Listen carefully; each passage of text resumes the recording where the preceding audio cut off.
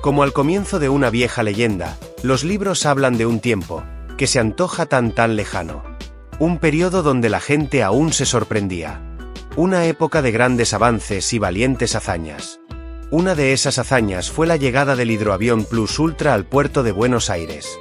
Una proeza que hoy puede parecer un hecho sin valor, pero en aquellos días fue un vuelo heroico que electrizó al país. Febrero de 1926. En Argentina gobernaba Marcelo Torcuato de Alvear, y Buenos Aires era una de las ciudades más grandes del planeta. En la España de Alfonso XII gobernaba el general Primo de Rivera. Fue allí donde comenzó a germinar la idea del arriesgado viaje. Unos años antes, en 1917, el presidente argentino Hipólito Yrigoyen estableció el 12 de octubre como el Día de la Raza para recordar el patrimonio cultural iberoamericano. El gobierno de Madrid, embarcado en una regeneración de una España golpeada por la impopular guerra en Marruecos, decidió apoyar un vuelo que fuera homenaje al viaje de Cristóbal Colón en 1492. Un vuelo que atravesaría el Atlántico de norte a sur. Para un vuelo tan importante y arriesgado, el gobierno monárquico eligió una tripulación experimentada con un claro rasgo propagandístico, ya que todos eran claramente republicanos. El jefe sería el comandante Ramón Franco Bahamonde, en aquel momento, considerado el piloto más valiente y temerario de la aviación española. Su segundo fue el capitán Julio Ruiz de Aldá, amigo personal de Ramón. Para poder realizar un vuelo tan largo en aquellos tiempos era necesario un hidroavión, ya que eran los únicos aparatos con autonomía y posibilidad de amerizar. También eran necesarios buques de apoyo de la Marina Española, lo que motivó la inclusión en la tripulación del teniente de navío Juan Manuel Durán. El último tripulante del Plus Ultra, nombre con el cual fue bautizado el hidroavión, fue el mecánico Pablo Rada. El aeroplano elegido para el vuelo fue el excelente Dornier J, un hidroavión bimotor de fabricación alemana, considerado el mejor aparato del momento. Los motores Napier fueron potenciados por Rada para conseguir algunos caballos más de potencia. El avión tenía una velocidad máxima de 140 km por hora y un alcance de algo más de 2.300 km. El piloto y copiloto volaban adelante, en una cabina abierta. En la parte trasera se ubicaron Durán con la radio, y Rada controlando los motores. El Plus Ultra partió del puerto de Palos de la Frontera el 22 de enero de 1926. Su primer rumbo fueron las Islas Canarias, donde llegó tras 8 horas de vuelo. En ese trayecto hubo un quinto integrante en la tripulación. El próximo salto fue la isla de Cabo Verde, en esos días colonia portuguesa. Fueron 1.745 kilómetros sobre un mar embravecido y un malísimo clima. El tercer salto era el más difícil. De Cabo Verde a la isla brasileña de Fernando Noronha. Eran 2.300 kilómetros sobre el Atlántico. Franco quitó todo aquello que no era necesario para ahorrar combustible. Durán cruzó en barco para seguir ahorrando peso. Rada modificó los tanques de combustible para darle mayor autonomía a la aeronave. El crucero Blas de Lezo y el destructor Alcedo partieron antes para colocarse en la ruta y prestar apoyo al avión. Las autoridades brasileñas dejaron faros y fogatas prendidas para orientar de noche. Después de casi 13 horas de vuelo, con la ayuda inestimable de un radiogoniómetro por primera vez usado en vuelo y tan solo 5 litros de combustible en reserva, el Plus Ultra llegó a destino. Al día siguiente, 31 de enero de 1926, los aviadores partieron hacia Recife. 540 kilómetros cubiertos en 3 horas y media. En la ciudad del noroeste brasileño el Plus Ultra es sometido a una necesaria reparación, ya que la hélice posterior se descompuso y fue reparada por Rada en pleno vuelo. La siguiente escala fue Río de Janeiro. 2.100 kilómetros realizados en poco más de medio día. Ese 4 de febrero, la capital brasileña fue el primer baño de multitud para la tripulación. El 9 de febrero, por la mañana, partieron hacia Buenos Aires, pero Franco decidió acuatizar en el puerto de Montevideo para locura de los uruguayos. El 10 de febrero de 1926, desde muy temprano, los porteños se acercaron a la costanera. Otros pasaron la noche veraniega frente al río para ver de cerca la llegada de los héroes. Al filo del mediodía, escoltado por aviones militares argentinos, se pudo ver al Plus Ultra descender suavemente sobre la costa. La multitud gritaba: ¡Argentina! ¡España! Después de ser saludados por las autoridades municipales, la tripulación fue llevada en volandas hasta la Casa Rosada. El presidente Marcelo T. de Alvear y su esposa Regina Pacini regresaron especialmente de sus vacaciones en Mar del Plata. Ellos esperaron a los aviadores en la Casa de Gobierno. Ante la presión desbordante de la multitud, el comandante Ramón Franco salió al balcón a saludar. 19 años antes que lo hiciera el general Perón. A las 3 de la tarde, gracias a los cables telegráficos, el rey Alfonso XII y Ramón Franco pudieron realizar una conferencia telefónica. Franco también fue recibido con honores en el Centro Gallego. Hubo funciones especiales en el Teatro Avenida para los 4 tripulantes. La Avenida de Mayo fue una romería. Debieron realizar viajes a Córdoba, Rosario y Mar del Plata. Hasta Carlos Gardel les dedicó un hermoso tango llamado La Gloria del Águila. El Plus Ultra fue donado por la corona española a la Armada Argentina, que lo usó como avión postal y hoy está en exposición en el Museo de Luján. En España también fueron recibidos como héroes, sobre todo Ramón, cuyo carisma y arrojo conquistaban la simpatía y la admiración de los hombres y el deseo de las féminas. Gozando de una gran popularidad en abril de 1931, Ramón Franco es electo diputado por Esquerra Republicana. Después regresa a la Fuerza Aérea y es enviado como agregado a los Estados Unidos, donde lo sorprende el inicio de la Guerra Civil. Ramón Franco, el hermano del dictador Francisco Franco, ha quedado prácticamente relegado al olvido, eclipsado por la figura de su célebre familiar. Para muchos, su nombre puede sonar más por su inclinación hacia la izquierda que por sus proezas en la aviación. Y es que el hecho de que Francisco Franco tuviera un hermano identificado con ideales progresistas, ha servido tanto para avivar polémicas como para silenciarlo y borrar su legado en el tenso relato de una guerra civil que sigue marcando heridas. Aquí, sin embargo, nos fascina rescatar figuras olvidadas, y Ramón Franco no es la excepción. Su vida, llena de singularidades, merece ser recordada y examinada, más allá de las etiquetas y los prejuicios. Ramón Franco fue el pequeño de los 4 hijos que nacieron de la unión de Nicolás Franco Salgado Araujo y Pilar Bahamonde. El matrimonio Franco compartió pocas cosas aparte de su prole. Sus caracteres eran muy diferentes. Él, marino militar por tradición familiar, con experiencia en las colonias de Cuba y Filipinas e ideas más bien liberales. Ella, ferviente católica y seguidora de las directrices morales de la Iglesia. Tan poco tenían en común que en 1907 el padre decidió aceptar un puesto en la Administración Militar de Madrid, lo que implicaba el abandono del hogar en el Ferrol, La Coruña. De los 4 hijos, Nicolás, Pilar, Francisco y Ramón, este último fue el que más se asemejó al padre por su carácter rebelde y aventurero.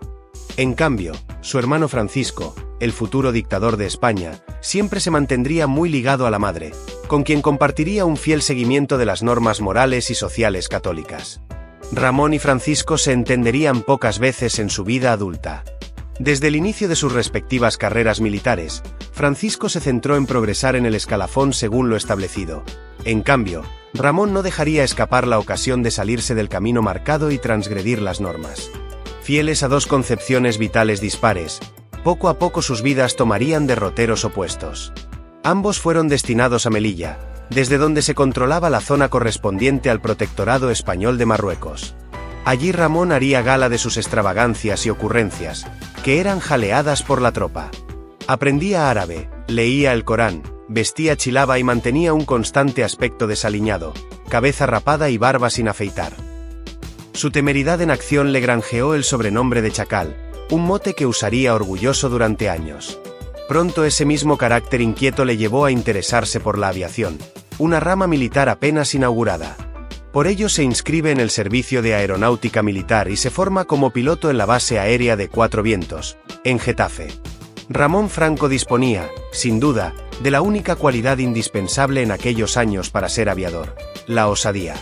Fue tras el desastre de Anduel, en que las tropas rifeñas infligieron una dolorosa derrota al ejército español, factor que, entre otros, sumiría al país en la crisis que desembocó en la dictadura de Primo de Rivera, cuando en España aumentó realmente el interés por la aportación militar de la aviación. Justo por entonces destinaron a Ramón a la base de hidroaviones de los Alcázares, en Murcia. Allí se especializaría en el manejo de un aparato que le daría fama mundial y le convertiría, en unos años, en el español más famoso de su época. Completada su formación aérea, su carrera se acelera considerablemente. Ingresa enseguida en la recién creada base de hidroaviones de Atalayón, Melilla, donde debido a su enorme pericia en el manejo de estos aparatos le conceden la medalla militar individual por sus acciones bélicas en la Guerra de Marruecos. Repentinamente decide casarse con Carmen Díaz en Hendaya. Ella tiene 19 años y él 28, y hacía solo 6 meses que se conocían. Carmen era hija de un acaudalado ingeniero propietario de un taller automovilístico en Irún. Una anécdota reveladora del carácter provocador de Ramón tiene que ver con esa boda. En aquella época los oficiales del ejército tenían la obligación de solicitar permiso al rey para casarse, pero Ramón decidió saltarse la formalidad. Uno de quienes desaprobaron ese gesto fue su hermano Francisco.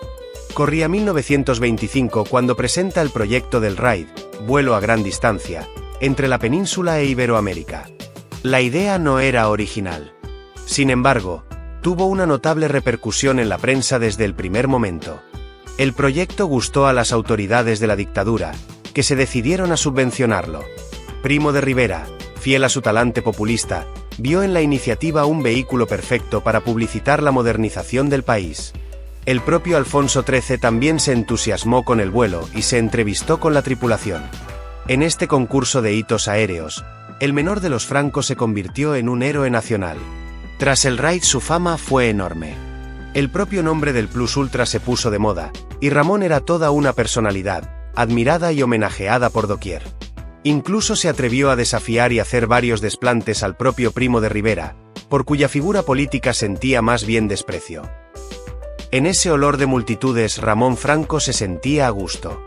Tras el éxito se propuso hacer un vuelo alrededor del mundo en 1928. Sin embargo, el denominado Proyecto Numancia sería un completo fracaso. Por intereses comerciales no pudo elegir el hidroavión adecuado, y se dieron, además, algunas divergencias entre las autoridades militares y el piloto. Tras una prueba fallida, se decidió a retomar el proyecto, esta vez reducido a un vuelo de ida y vuelta a Estados Unidos. Pero de nuevo se repitieron los desacuerdos, y en una prueba furtiva, Franco y sus acompañantes se pierden en el Atlántico. Del 22 al 29 de julio de 1929 permanecen naufragados en alta mar. Tras el rescate, la multitud les recibe fervorosa y el rey vuelve a invitarles a palacio. En privado, el trato es radicalmente distinto. Hubo reprimendas y reproches por haber puesto en peligro un hidroavión. Ramón asumió las culpas, pero se despachó a gusto con las autoridades aeronáuticas españolas. Fue expulsado del cuerpo y, en pleno ataque de despecho, escribió el libro Águilas y Garras. Con el libro quería desquitarse de una calumnia que le acusaba de aceptar sobornos de una compañía de hidroaviones extranjera. La policía secuestró el libro en la imprenta. Decide entonces plantar batalla a sus enemigos en el movido campo de la política. El héroe se transforma en rebelde. En aquellos momentos difíciles Franco muestra su carácter indómito. Cuantos más moros, más sablazos. Firmado, Chacal. Así pues, ingresa en la Asociación Militar Revolucionaria, AMR, una organización secreta en contacto con los partidos republicanos y constitucionalistas. El paso estaba dado.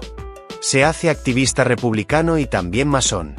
En sus memorias, Carmen Díaz cuenta cómo su marido, ya metido en política subversiva, evita la presencia de su hermano Francisco. Esta trata en diversas ocasiones de entrevistarse con él, para disuadirle de emprender el peligroso camino que está iniciando, pero Ramón no quiere escucharle. Solo se comunicarán por carta. En una de ellas, Francisco le escribe: «Me creo en el deber de prevenirte y aconsejarte el que no te dejes arrastrar por esa legión de conocidos que te dejarán solo al primer tropezón». La contestación de Ramón será tajante: «De cuanto me dices, no tomo nada, dejo el resto y termino diciéndote que hago y seguiré haciendo lo que quiera, que es lo que dicte mi conciencia, menos aristócrata y más ciudadana que la tuya». Emilio Mola, secretario de Estado de Seguridad, lo detiene por trasladar armas para una insurrección. En 1930 el Estado se encuentra a la deriva, en plena búsqueda de un modelo que garantice la estabilidad. El gobierno de la denominada dicta blanda de Dámaso Berenguer, que acaba de sustituir a un acabado y desacreditado Primo de Rivera, le ofrece el puesto de agregado aéreo en Washington, pero Ramón rechaza el nombramiento para seguir conspirando. Paulatinamente radicaliza sus opciones políticas. Ese mismo año contacta con los anarquistas catalanes de la CNT. Emilio Mola, secretario de Estado de Seguridad, lo detiene bajo la acusación de trasladar armas para una insurrección. Pronto se fuga de la cárcel. Hace creer que se ha exiliado, pero continúa con sus confabulaciones desde Madrid. Su desvarío político le lleva a emprender un vuelo en diciembre con el frustrado fin de bombardear el Palacio Real. Al parecer, el avistamiento de unos niños jugando las inmediaciones le disuade de su objetivo. Pero su particular salto mortal al vacío revolucionario lo realiza al encabezar la sublevación de la base aérea de Cuatro Vientos. El intento fracasa y huye a Portugal. Evita el destierro acogiéndose a la nacionalidad uruguaya, otorgada en el Rey del Plus Ultra. Eso le lleva a París, vía Amberes. En la ciudad belga Ramón y sus compañeros fueron recibidos por periodistas, curiosos y algunos exiliados célebres, entre ellos Francesc Macia, con quien se funde en un aparatoso abrazo. Una vez en París, se une a un selecto grupo de exiliados políticos que le aíslan cada vez más por sus desaires y extravagancias. Incrementa sus contactos con Buenaventura Durruti y los hermanos Ascaso, todos ellos destacadísimos anarquistas. Así lo cuenta su esposa. En París empieza a estar solo y a conocer la que será una constante en su vida política: el aislamiento, pues sus compañeros de aventura republicana no quieren ya saber nada de él. Con sus acciones incontroladas, Ramón está atentando contra la posibilidad de la República misma. El 13 de abril de 1931, tras las elecciones municipales que dan el poder a los republicanos en la mayoría de los pueblos y ciudades, Alfonso XIII abandona España. Ramón Franco regresa solo 2 días después, y durante su viaje recibe la noticia de su nombramiento como jefe de la Aeronáutica Española. Por tercera vez es aclamado en Madrid, pero ya recién llegado tiene salidas de tono hacia sus teóricos compañeros políticos. Se queja de que se haya permitido la marcha del rey y de que no se haya reprimido a los elementos reaccionarios. Miguel Maura, en breve ministro de Gobernación, expresó en público lo que muchos políticos moderados de ese momento pensaban acerca de él. Ya está aquí ese loco que nos viene a perturbar la República. Ante la convocatoria de elecciones se alista la candidatura de Esquerra Republicana de Cataluña por Barcelona, a petición de Macia, que vio las ventajas de incluir a una personalidad no catalana en sus filas, y a otra en Sevilla, de talante libertario anarquista. En los mítines hace proclamas como esta: no soy partidario de llegar a la República por evolución. Estimo que el pueblo debe manifestarse revolucionariamente para conquistar sus ideales. No encontramos en el adversario la lealtad que éste encontrará en nosotros. Hay que arrollar todo cuanto se oponga al triunfo de la voluntad popular. ¿Que un grupo de generales se reúne en amenaza contra el pueblo? Pues hay que quemarlos en su propia guarida. Es por aquellos agitados años cuando su mujer, Carmen Díaz, conoce que su marido tiene otra familia en Barcelona. Ramón no se lo niega. Se divorcian gracias a la primera ley en España que lo permite. Al poco tiempo se casará con Engracia Moreno, la mujer con quien compartía su vida y con quien tenía ya una hija. Las urnas le otorgan las 2 actas de diputado, por Sevilla y Barcelona, aunque finalmente ocupó el escaño de la segunda. Una vez en el Parlamento no formó parte del grupo de Esquerra, sino que prefirió alinearse con una camarilla mixta de diputados de izquierdas. Tras su segunda boda, el carácter indómito de Ramón Franco mengua y sus fervores revolucionarios amainan. En las Cortes, Franco descubre que la política es para profesionales. Diputados expertos como Maura y otros miembros del gobierno le dejan en evidencia sistemáticamente. La oratoria no es su fuerte en unos tiempos en los que estaba prohibido leer los discursos en el hemiciclo. El Ministerio de Gobernación, donde tiene muchos enemigos, trata de abrirle un expediente por insurrección. Curiosamente, serán los masones quienes le solucionen ese problema. Son los años del Bienio Negro, de la toma del poder por parte de las derechas durante la República, de la radicalización irreversible de la política. Es la antesala de la tragedia. A principios de 1934, hace estas declaraciones: ya ha pasado el periodo revolucionario y España necesita para la consolidación firme de la República un periodo de 2 legislaturas, 8 años de gobierno conservador, que muy bien puede representar Alejandro Lerroux. Justamente esa transformación se produce en Ramón cuando la figura de su hermano Francisco empieza a hacerse eco en la opinión pública española.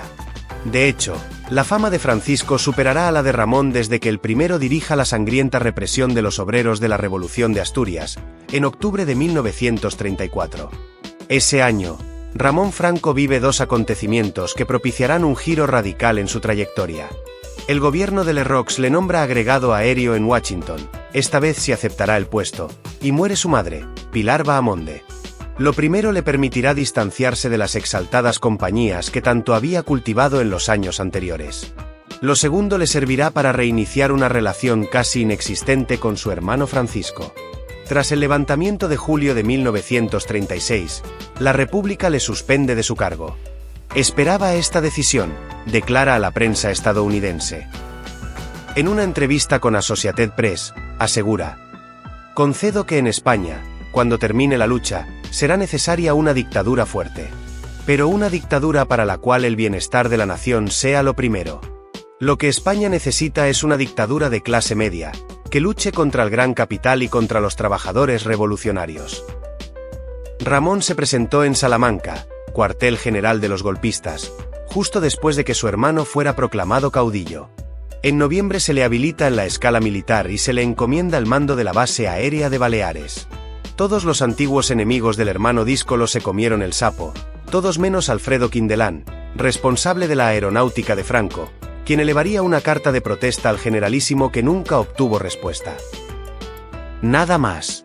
Según algunos historiadores, Ramón fue muy bien recibido por la tropa. Para unos era sencillamente el hermano del caudillo, para otros, sobre todo los más jóvenes, el aviador español más importante. Sin embargo, hay quien sostiene que la acogida fue cuando menos fría, algo comprensible, atendiendo a su aún reciente activismo revolucionario y a lo exaltado de sus posturas políticas en plena guerra civil. En Palma de Mallorca, Ramón Franco se convirtió en un militar estricto y eficiente y dispensó un buen trato a sus subordinados. Aquellos meses plantearon tal vez un singular desafío a los escrúpulos del menor de los Franco. Había pasado de la subversión activa a reprimir a muchos de sus antiguos amigos y compañeros. Poco a poco se va centrando en su trabajo, meticuloso y cumplidor, pero también se torna taciturno e introvertido. El día en que las brigadas internacionales se despedían en Barcelona, el 28 de octubre de 1938, Ramón Franco se estrellaba a bordo de su hidroavión cerca de la bahía de Palma. Se ha elucubrado mucho acerca de las causas de esa muerte, pero los informes más rigurosos indican que Franco, como solía hacer, exigió demasiado al motor de su hidroavión. Este perdió vuelo y cayó en Barrena. En el funeral, el único representante de la familia fue el hermano mayor, Nicolás, estrecho colaborador del caudillo. Ramón Franco fue enterrado en el Jardín de la Cruz de Palma de Mallorca, aunque sus restos se trasladaron en 1963 al mausoleo edificado en honor de los muertos de la aviación franquista durante la Guerra Civil Española. El mensaje de Francisco Franco a la muerte de su hermano fue este: "No es nada la vida que se da alegre por la patria, y me siento orgulloso de que la sangre de mi hermano, el aviador Franco, se una a la de tantos aviadores caídos".